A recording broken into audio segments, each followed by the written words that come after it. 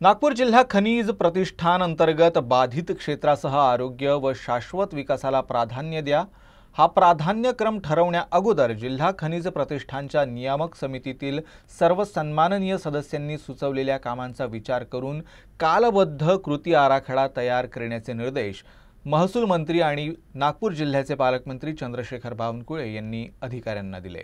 जिल्हा खनिज प्रतिष्ठानच्या नियामक समितीची बैठक नियोजन भवनात बावनकुळेंच्या प्रमुख उपस्थितीत संपन्न झाली। या बैठकीला वित्त नियोजन राज्यमंत्री ॲडव्होकेट आशिष जयस्वाल, खासदार श्यामकुमार बर्वे, विधान परिषद सदस्य डॉक्टर परिणय फुके, कृपाल तुमाने, संदीप जोशी, आमदार डॉक्टर नितीन राऊत, कृष्णा खोपडे, प्रवीण दटके, चरणसिंग ठाकूर, संजय मिश्राम, समितीचे पदसिद्ध अध्यक्ष जिल्हाधिकारी डॉक्टर विपिन इटनकर आणि इतर अधिकारी उपस्थित होते।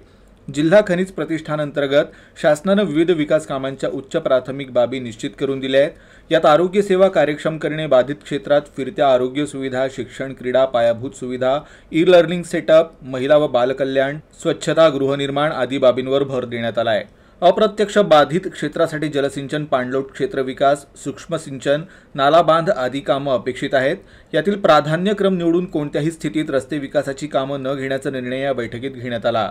खाण बाधित क्षेत्रातील रस्ते विकासासाठी मुख्यमंत्र्यांना वेगळा निधी मागण्यात येईल असं पालकमंत्री बावनकुळे यांनी यावेळी स्पष्ट केलं। तर भविष्यातल्या गरजा ओळखून खाण बाधित क्षेत्राचा परिपूर्ण विकास आराखडा तयार करावा असे निर्देश वित्त व नियोजन राज्यमंत्री ॲडव्होकेट आशिष जयस्वाल यांनी दिले।